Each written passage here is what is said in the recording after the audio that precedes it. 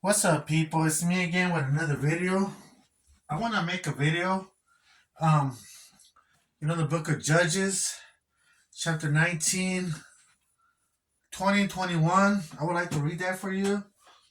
Uh, I think it's very important. Um, those chapters. I think the whole Bible's important, but I would like to read this to you. Oh my God, it's a lot. It's a lot of explanation. I mean, it's simple, basic, but other people misinterpret the scriptures and they blame God for everything, like always. Um, he's the blame for everything or whatever. That's what many will say. Um, so I'm just gonna do the reading, and then in the next video we'll do the explaining. I'm trying my best. I'm gonna ask for the Spirit to lead me into understanding this, and maybe um, your input maybe will help, you see, so we could understand this Bible verses more clear. So because this is deep right here. I was watching one of the comments on YouTube, and they talked about this, and they discredit the Bible. They discredit the Bible all the time, you see. And I'm like, I don't think so, because without this book we wouldn't even be here. We'll be dead by now. More chaos in the world and everything else. But that's not my point. My point is to read Judges 19, 20, and 21. Um, so hopefully I get to do it right now. So we're gonna start on 19 right here. If you can, try to like pay attention and catch on to things that I know that I'll probably miss. Some good points.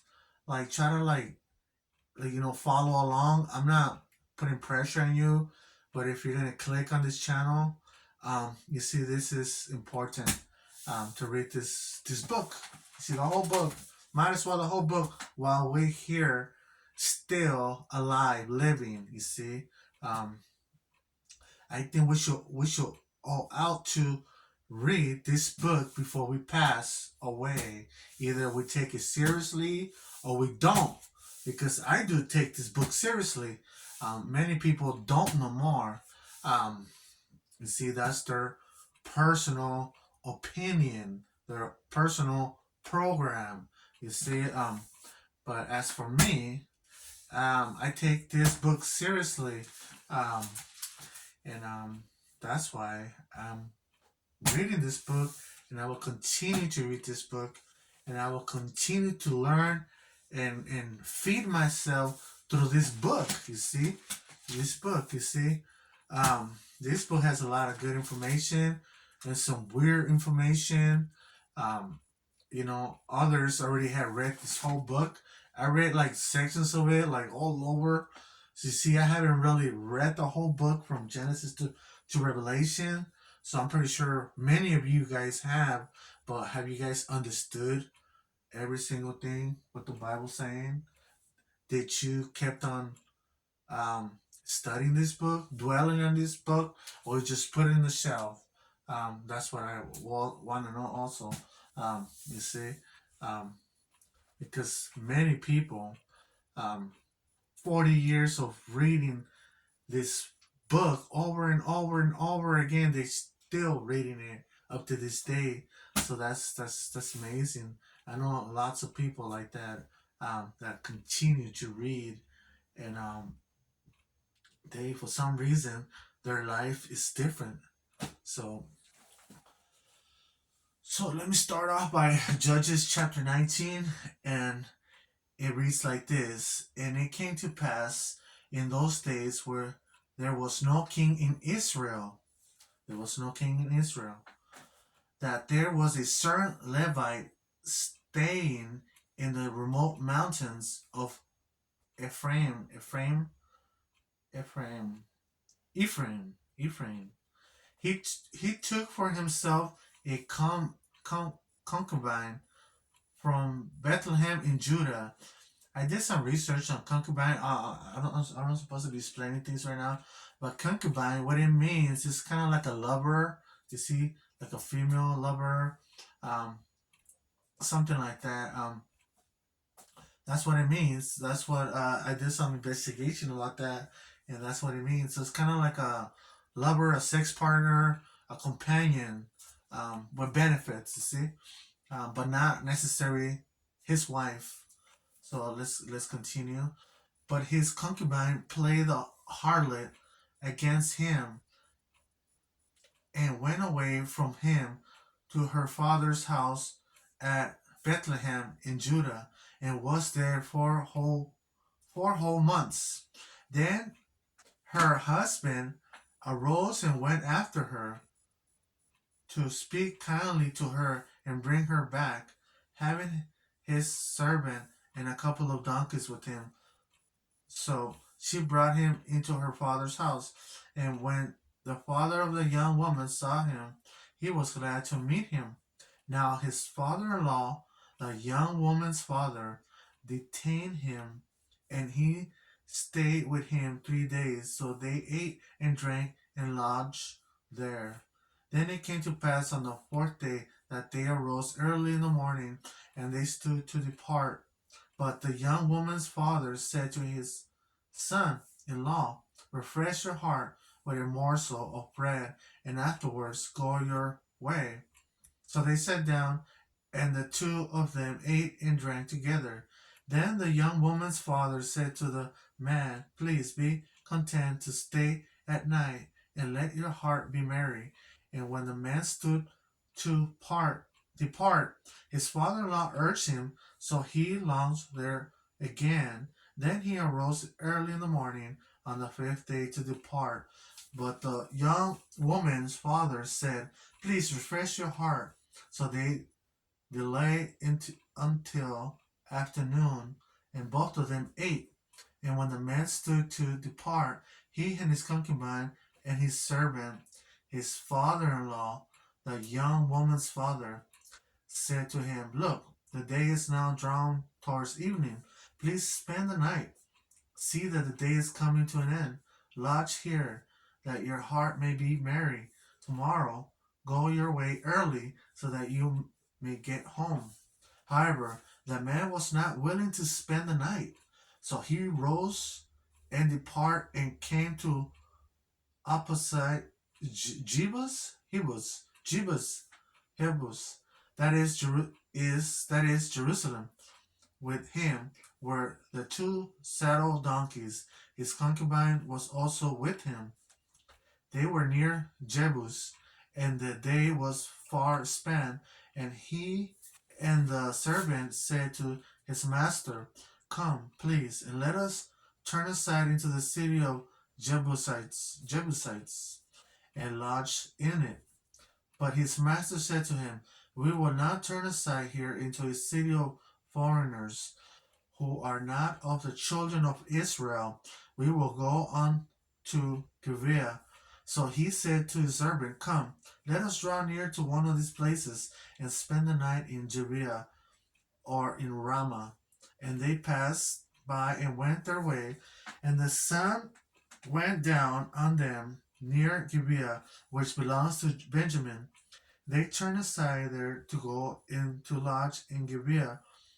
And when he went in, he sat down in the open square of the city, for no one will take them unto his house to spend the night.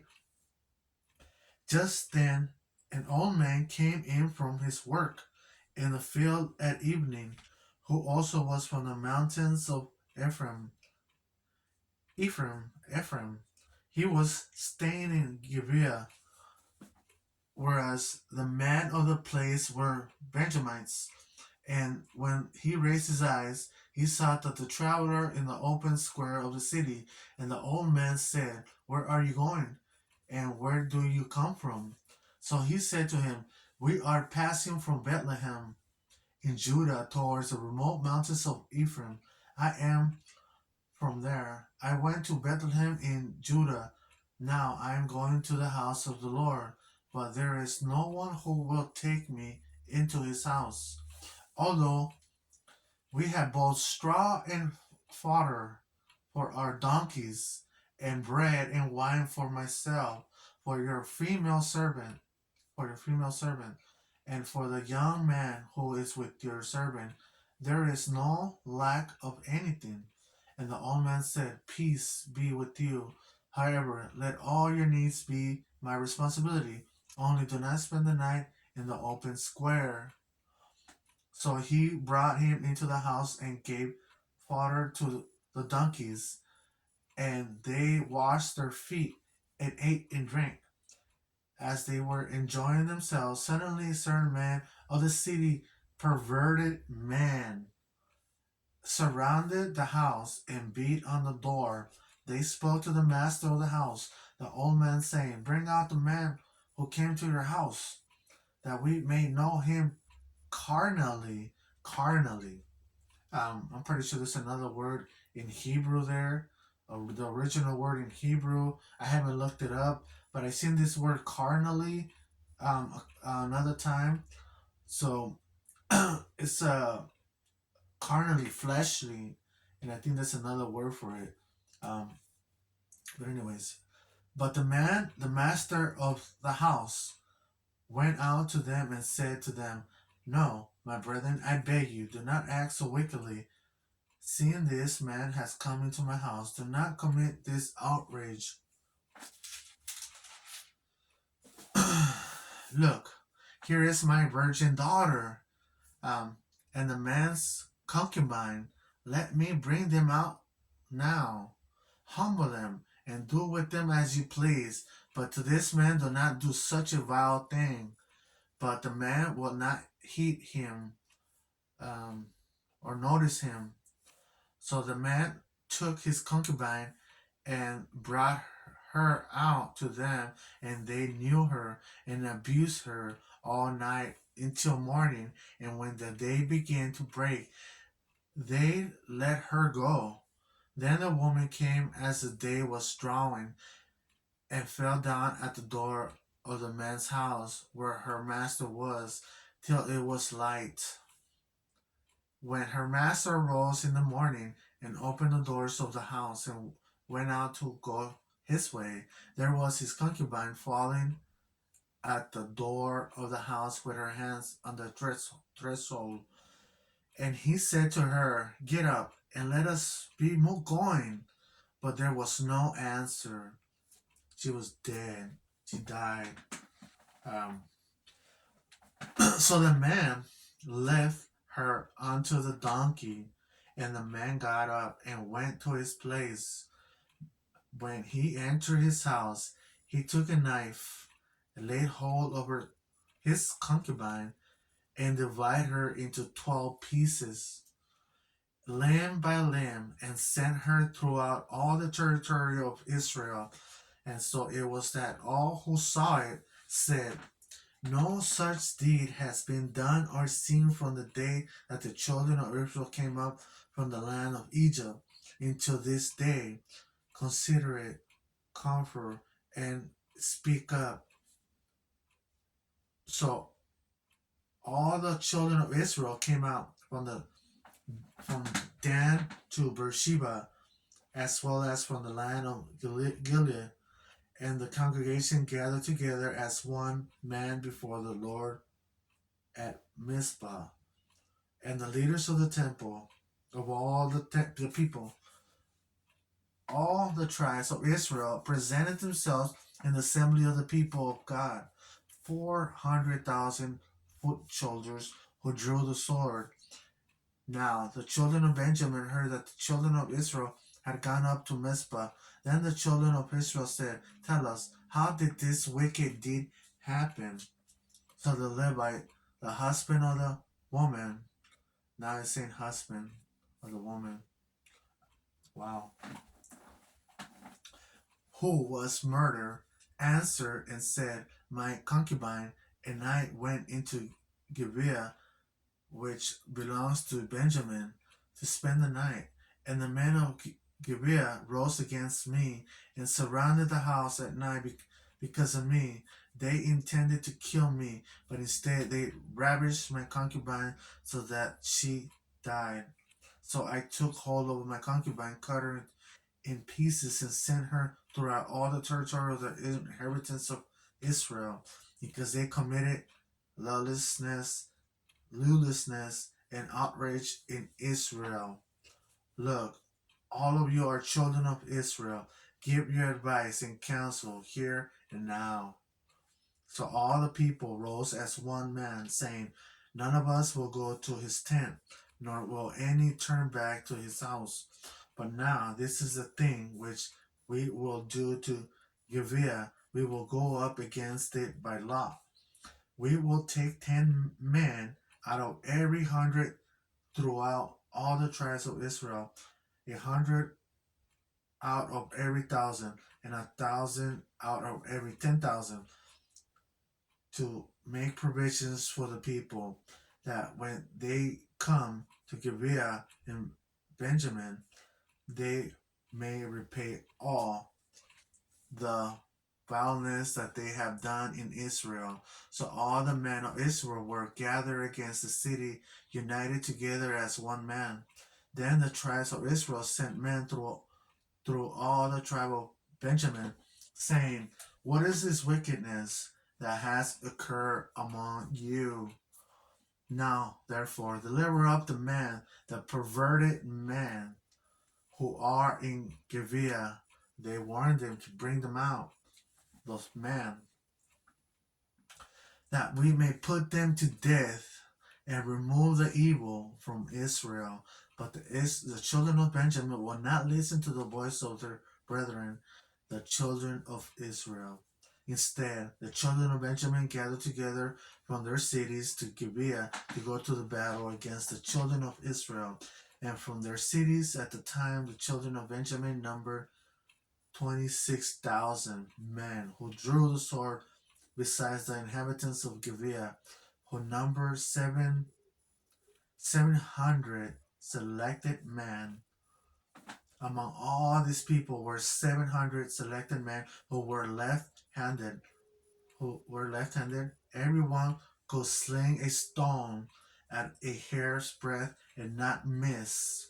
Now, besides Benjamin, the men of Israel, besides Benjamin, the men of Israel numbered 400,000 men who drew the sword. All of these were men of war. Then the children of Israel rose and went up to the house of God to inquire of God. They said, which of us shall go up first to battle against the children of Benjamin? The Lord said, Judah first. So the children of Israel rose in the morning and encamped against Gibeah. And the men of Israel went out to battle against Benjamin. And the men of Israel put themselves in battle array to fight against them at Gibeah. Then the children of Benjamin came out to Gibeah, and on the day cut down the ground 22,000 men of the Israelites. And the people, that is, the men of Israel, encouraged themselves and again formed a battle line at the place where they had put themselves in array on the first day. Then the children of Israel went up and wept before the Lord until evening, and asked counsel of the Lord, saying, shall I again draw near for battle against the children of my brother Benjamin? And the Lord said, go up against him. So the children of Israel approached the children of Benjamin on the second day, and Benjamin went out against them from Gibeah of the second day, and cut down to the ground 18,000 more of the children of Israel. All this drew the sword. Then all the children of Israel, that is, all the people, went up and came to the house of God and wept. They sat there before the Lord and fasted that day until evening, and they offered burnt offerings and peace offerings before the Lord. So the children of Israel inquired of the Lord. The ark of the covenant of God was there in those days, and Phinehas, the son of Eleazar, the son of Aaron, stood before it in those days, saying, shall I yet again go out to battle against the children of my brother Benjamin, or should I cease? or should I cease? And the Lord said, Go up, for tomorrow I will deliver them into your hand. Then Israel set men in ambush all around Gibeah, and the children of Israel went up against the children of Benjamin on the third day, and put themselves in battle array against Gibeah as at the other times. So the children of Benjamin went out against the people and were drawn away from the city. They began to strike down and kill some of the people, as of the other times in the highways, one of which goes up to Bethel and the other to Gibeah, and in the field about 30 men of Israel. And the children of Benjamin said, They are defeated before us as at first. But the children of Israel said, Let us flee and draw them away from the city to the highways. So all of the men of Israel rose from their place and put themselves in battle array at Baal Tamar. Then Israel's men in ambush burst forth from their position in the plain of Gibeah, and 10,000 selected men from all Israel came against Gibeah, and the battle was fierce. But the Benjamites did not know the disaster was upon them. The Lord defeated Benjamin before Israel, and the children of Israel destroyed that that day 25,100 Benjamites. All this drew the sword. So the children of Benjamin saw that they were defeated. The men of Israel had given ground to the Benjamites, because they relied on the men in ambush who they had set against Gibeah. And the men in ambush quickly rushed upon Gibeah. The men in ambush spread out and struck the whole city with the edge of the sword. Now the appointed signal between the men of Israel and the men in ambush was that they will make a great cloud of smoke rise up from the city, whereupon the men of Israel will turn in battle. Now Benjamin had begun to strike and kill about 30 of the men of Israel. For they said, Surely they are defeated before us, as in the first battle. But when the cloud began to rise from the city in the column of smoke, the Benjamites looked behind them, and there was the whole city going up in smoke to heaven, going up in smoke to heaven. And when the men of Israel turned back, the men of Benjamin panicked, for they saw that disaster has come upon them. Therefore, they turned their backs before the men of Israel in the direction of the wilderness. But the battle overtook them, and whoever came out of the cities they destroyed in their midst. They surrounded the Benjamites, chased them, and easily trampled them down as far as the front of the Gibeah towards the east. And 18,000 men of Benjamin fell. All these were men of valor. I really pronounced that word. Um, then they turned and fled towards the wilderness to the rock of and Rimmon, and they cut down 5,000 of them on the highways. Then they pursued them relentlessly up to Gidom, and killed 2,000 of them. So all who fell of Benjamin that day were 25,000 men, and drew the sword. All these were men of valor, but 600 men turned and fled towards the wilderness to the rock of Rimmon, and they stayed at the rock of Rimmon for 4 months. And the men of Israel turned back against the children of Benjamin and struck them down with the edge of the sword from every city, man and beast, all who were found. They also set fire to all the cities they came to. Now the men of Israel had sworn an oath to Mizpah at Mizpah, saying, None of us shall give his daughter to Benjamin as a wife. Um, I mean, None of us shall give his daughter to Benjamin to his wife. Then the people came to the house of God and remained there before God till evening.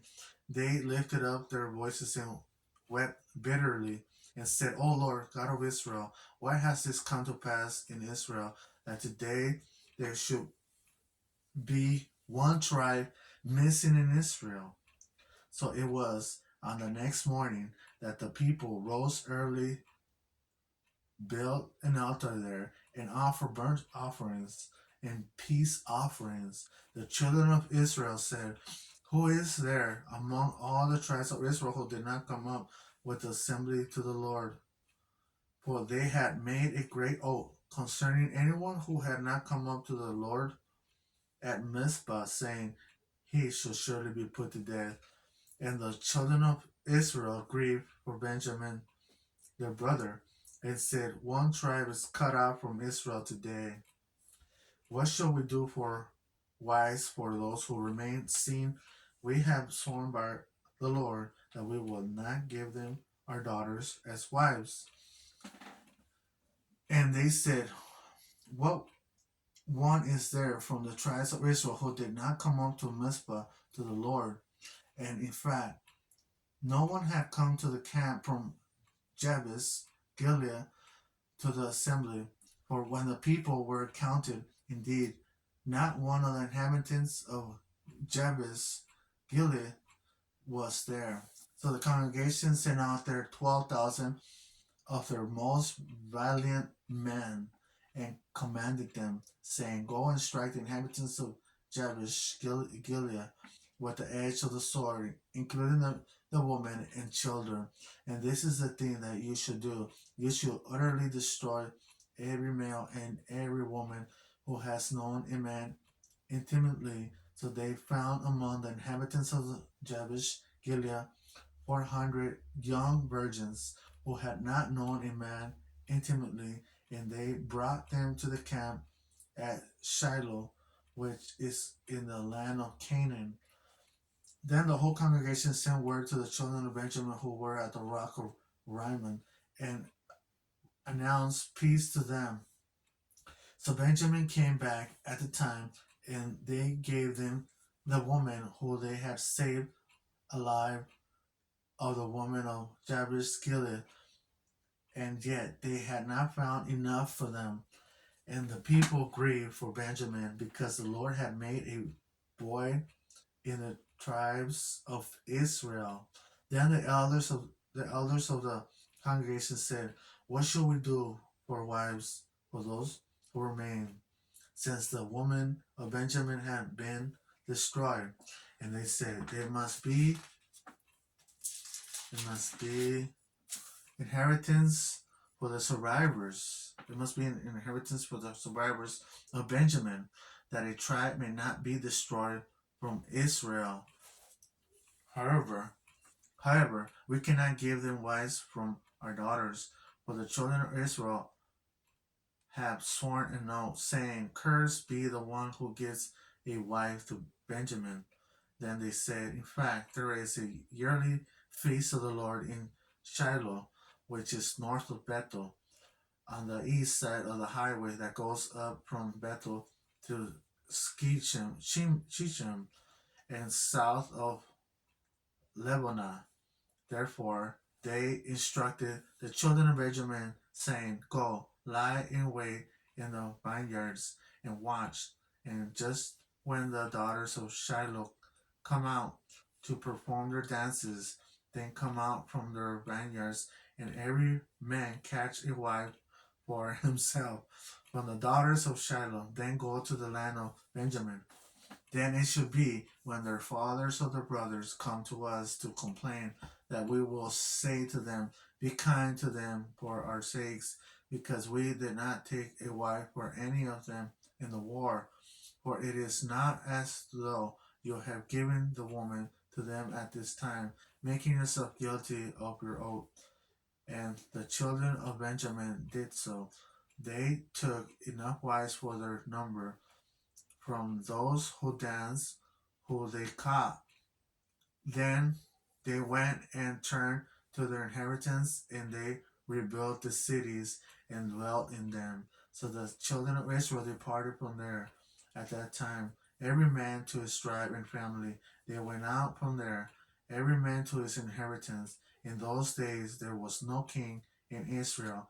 Everyone did what was right in his own eyes.